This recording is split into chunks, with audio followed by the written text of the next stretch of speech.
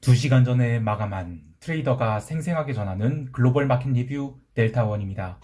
우리 증시는 이틀 연속 하락하였지만 어제와 오늘이 하락 내용이 다르다고 보는데요. 해외 증시는 나스닥 중심으로 또 하락이 나왔습니다. 유럽은 전혀 반등하지 못하고 있는데요. 그럼에도 불구하고 변동성 매도는 여전합니다. 시장 어떻게 보고 있는지 이야기해 보겠습니다. 먼저 아시아 세션 갑니다. 우리 증시는 갭 다운 출발 후 외국인들이 빠른 선물 매수로 갭은 채워졌으나 이후에 현물 매도가 나오기 시작하고 선물도 다시 매도로 돌리면서 지수는 꽤 깊은 하락을 하였습니다. 그러나 서두에서 언급한 것처럼 어제의 하락은 선물 미결이 그닥 증가하지 않았지만 오늘은 만기가 다음 주인데도 불구하고 선물 미결 지약정이 크게 증가했어요. 게다가 베이시스도 꽤 강하게 눌렀는데요. 그래서 이거는 오늘 들어온 거는 장기 숏이 들어왔다라고 할 수 있겠어요. 조금 시기열을 길게 보면 지난 9월 5일까지는 8월 중순 이후로 들어왔던 이 숏 포지션들이 포지션을 탈탈탈탈 다 털고 나갔다라고 보는데요. 9월 6일부터는 조심스럽게 숏 태핑이 들어왔고 7일은 의미 있는 장기 숏이 들어왔다 이렇게 보고 있는 것입니다. 다만 이게 외국인이 뭐 선물 숏을 쌓았다라고 볼 수 있는 것은 아닌데 오늘 선물 시장에서 뚜렷한 방향성을 보인 투자 주체는 나타나지 않았죠. 현물 시장에서도 외국인이 삼성전자를 5거래일 연속 매수하고 있어요. 오늘도 900억 넘게 매수했는데요. 이 9월 1일 이후로 우리 시장에는 의미 있는 흐름이 진행 중이에요. 자, 이것은 볼게요. 요거죠. 자, 이거는 그 삼성전자랑 그 TSMC 비교 차트입니다. 올해 3월 이후로 이 삼성전자가 치고 나가기 시작했어요. 주황색 선인데요. 그러다가 이 9월 1일부터 삼성전자가 강력한 장대 양봉 뽑은 뒤로 TSMC는 밀리고 있습니다. 이 하얀색 선은요. 그래서 이거는 그 최근 5거래일 동안 연속해서 삼성전자를 외국인이 샀죠. 이걸 우리 시장 좋게 봤다 또는 뭐 이머징 전체를 좋게 봤다 또는 아시아 EX 재팬에 돈이 들어왔다 이런 게 아니라 그냥 삼전 롱 그리고 TSMC 숏 요 포지션이 새로 들어온 게 아닌가 이렇게 보고 있습니다. 옵션 시장에서는 콜 340 그리고 337에 재차 매도가 쌓였죠. 그래서 지수의 상단을 또 틀어 막아버렸어요. 그렇다고 아래로 크게 열어놨냐? 그거 아니에요. 지난주에는 340에서 320 그리고 이번 주에는 좀 더 쪼여서 340에서 330 이 박스를 만들고 있는데 주초에 340을 넘기려고 했던 시도는 해외 시장 특히 중화권 증시 눌림과 유럽이 반등에 실패하면서 나가리가 됐어요. 참고로 목요일은 일본 선물옵션 만기였죠. 갭 다운 출발한 것을 1시간 동안 굉장히 강하게 위로 뿜으면서 월중 신고가를 찍었다가 이후에 하루 종일 흘러내린 다음에 음봉으로 처박혔죠. 그러니까 사후적으로야 뭐 니케이 숏을 쳤으면 좋았겠다 싶겠지만 선물옵션 만기에 감마가 살아있는 상황에서 숏에 잘못 물리면 종가까지 스퀴즈를 맞을 수 있어요. 그래서 가급적이면 옵션 만기가 지나고 나서 뭐 니케이도 뭐가 됐든 숏을 잡는 것이 좋다라고 보고 있어요. 마지막으로 변동성을 보고 싶은데요. 이것은 요거죠. 요 차트입니다. 이것은 V코스피 지수, 우리 시장의 변동성 지수, 그리고 S&P 변동성인 빅스, 그리고 나스닥 변동성인 VXN, 그 다음에 유럽 변동성인 V2X 지수예요. 자, 요걸 보면 이 하얀색 선이 코스피 변동성인 V코스피 지수거든요. 요게 최근에 살짝 돌고 있어요. 더 이상 빠지지 않고 이게 12포인트는 너무 낮죠. 그리고 제일 먼저 올라오고 있을 것은 아무래도 나스닥이 최근에 많이 빠졌으니까 나스닥이 튀고 있고 그 다음에 S&P 그리고 이제 요게 이제 유로스탁스 변동성인데 유럽 변동성도 다시 올라오고 있어요. 그래서 그 지금 글로벌리 변동성이 너무 낮은 상황인데 뭐 해외 변동성이 조금씩 살아나고 있잖아요. 그래서 만약에 글로벌 변동성이 계속 살아난다 그러면 우리 V코스피 지수도 바닥을 치면서 살아날 수 있을 것 같아요. 근데 당장 이번 옵션 만기는 콜 340 이상도 막혀있고 풋옵션도 330 이하로는 굉장히 많이 막혀있어요. 그래서 이들 행사가에서 롤링업이든 롤링다운이 일어나기 전에는 계속해서 변동성은 누를 것 같아요. 하지만 이번 월물 전후로 좀 긴장은 해야 된다라는 생각은 합니다. 자, 이제 유럽 세션 넘어갈게요.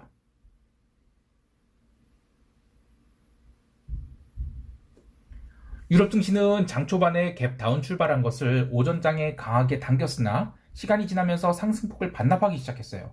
하지만 눌림이 나왔음에도 불구하고 장중에 상승했던 변동성은 종가에 다 가라앉아 버렸습니다. 유럽 증시 조정에 대해서 뭐 중국이 애플 제재로 인한 불똥이 반도체 주식에 타격을 준 것, 그리고 럭셔리 업체의 하락을 이유로 들었는데, 자, 이거 보면서 얘기할게요. 자, 이것은 ASML 홀딩스에 어제 강력한 음봉 맞았죠? 이건 ST 마이크로, 이것도 마찬가지로 음봉 맞았고, 인피니언 테크놀로지도 음봉 맞았는데, 이 반도체 주식 3인방, 유럽 반도체 주식 3인방이 맞은 게 공교롭게도 다 200일선을 깬 거예요. 요 노란색 선이 200일선인데, 요거를 다 깬 거죠. 자, 이것만 볼 게 아니라, 이것도 볼게요. 이거는 에르메스입니다. 에르메스는 아직 200일선 안 깼는데, 루이비통, 200일선 진작에 깨서 완전히 다 부러지고 있죠.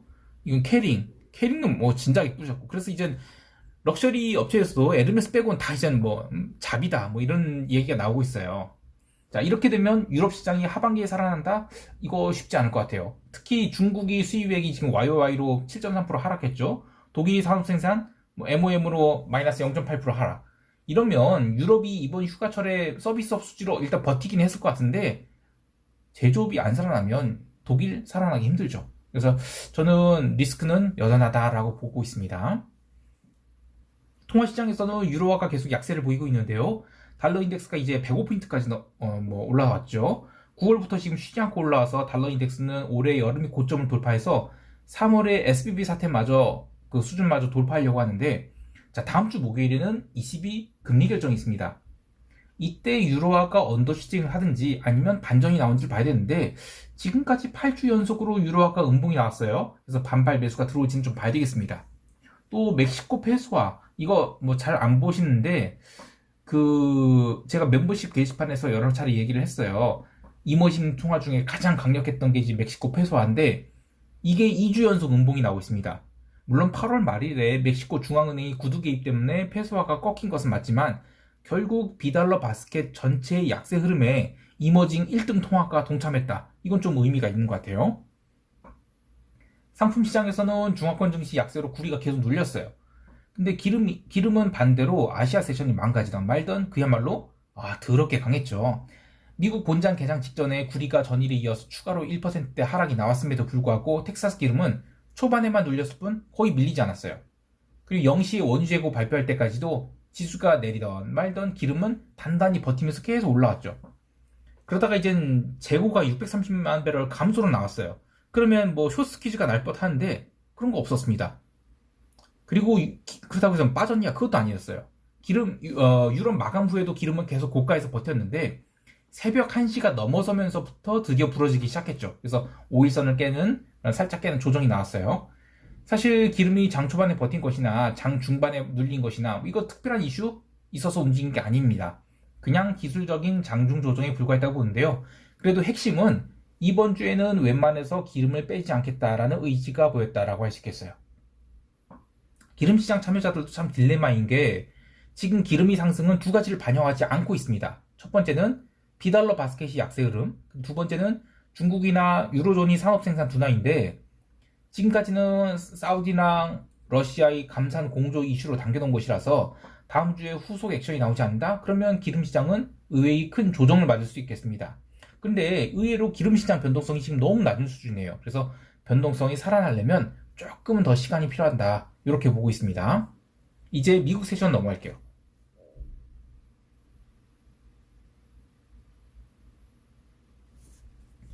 미국 지수 선물은 유럽 세션에서 유로존 증시가 초반에 눌렸다가 반등을 하였음에도 불구하고 나스닥 위주로 계속 눌림이 나왔어요. 미국 신규 실업 수당 청구 건수가 예상보다 잘 나왔다고 해서 뭐 나스닥이 그렇게 보기보다는 이런 거 다 컷 편집해야 되는데 이제 컷 편집할 시간이 없습니다. 여하튼 그 지표 때문에 나스닥 눌렸다라고 보진 않아요. 저는 애플에 대한 중국이 간접 제재가 진짜 문제였다고 보는데 오히려 애플이 이틀 연속 3%대 하락을 했음에도 불구하고 나스닥이 이 정도밖에 안 떨어졌거든요. 왜냐면 애플은 처음에 갭다운 나오고 나서 살짝 눌렸다가 쭉 반등을 해요. 그래서 결국에는 오늘도 변동성 매도가 시장을 지배했다라고 보고 있습니다. 신규 실업 수당 정권수 발표 때 지수 선물이 하락한 부분은 종가 무렵엔 다 감아 올렸어요. 그리고 미국 채권 시장은 단기물 중심으로 지표 발표 때 잠깐 눌렸을 뿐 이후에 빠르게 반등해서 전일의 채권 음봉을 모두 감싸버렸죠. 그래서 저는 경제 지표로 증시가 움직였다 이렇게 보진 않아요.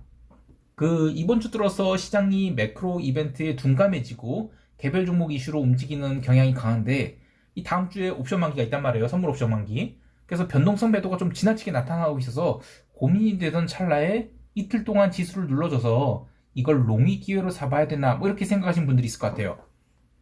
근데 저는 어제 나스닥 선물 매도 포지션과 구리 매도 포지션을 오버나이트 했거든요. 그런데 이걸 끝까지 들고 있지 않고 본장 계산대 바로 치워버렸어요. 그 이유는 지금 8월 말까지 시장을 당긴 역할을 했던 제로 데이트 콜옵션 매수세가 이 9월 들어서는 좀처럼 나타나지 않고 있다는 것입니다. 이렇게 순식간에 매수세가 사라질 수 있나 싶을 정도인데 그렇다고 해서 적극적인 풋옵션 매수가 있냐? 그것도 아니에요. 자, 요거는 최근 변동성 흐름인데 자, 요거 이제 원데이 변동성이거든요. 이렇게 콜옵션 매수하려는 그런 세력들이 계속 있었어요. 그런데 9월 들어서 싹 사라져 버렸습니다. 원데이 옵션 이거 거래 안 한다는 얘기예요.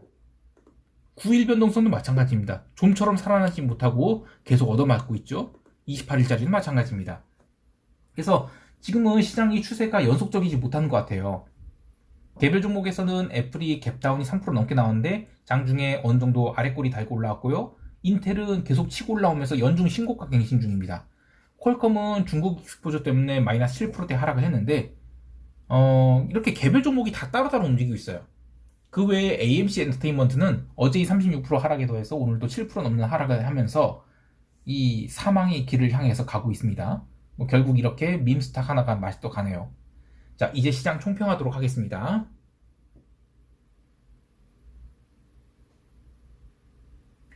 우리 증시는 위치가 되게 애매합니다. 아직까지는 위아래 미결제 약정이 꽉 차 있어요. 그래서 이번 주까지는 계속 흔들기만 할 뿐 방향성이 없을 것 같은데 340에서 330이 박스를 크게 벗어나지 않는 지루한 장이 될 것 같습니다. 그래도 외국인이 삼성전자 매수가 있으니까 장중에 일방적인 하락은 쉽지 않다고 보는데 근월물 거래보다는 차월물로 비율을 달리한 양 레이쇼 스프레드를 달아놓는, 그러니까 상방은 좀 더 단단히 막혀있고 하방도 아직까지는 어느 정도 막혀있다고 보고 대응한 것이 좋겠습니다. 하지만 선물로 추세 방향성 잡기는 되게 애매한 위치 같아요. 그래서 포지션으로 이 자리에서 롱 잡을래? 아니면 숏 잡을래? 둘 다 아니라고 보고 있습니다. 해외 시장도 마찬가지인데요. 중국이 애플 때리기에 대해서 지금 민국이 아직은 멍군을 외치지 않았어요. 모두들 주말에 중국이 또 다른 부양책 내놓을지 않을까 하는 상황에서 뜬금포의 미국이 중국 제재한다 이런 간접 제재 뉴스가 주말에 나올지도 모르겠습니다. 이 같은 해외 시장에 대해서도 기본적으로는 변동성 매도가 시장을 지배하고 있지만 롱을 잡을 생각은 없다. 이런 게 마인드고요. 오지달러 물려있는 것 또한 이번 주에는 추가 롱 잡거나 하지 않고 그냥 둘 생각입니다. 여차하면 일부는 손절할 생각이고요. 자, 오늘 하루도 성공 투자하시길 바라고요. 이상 델타원이었습니다. 감사합니다.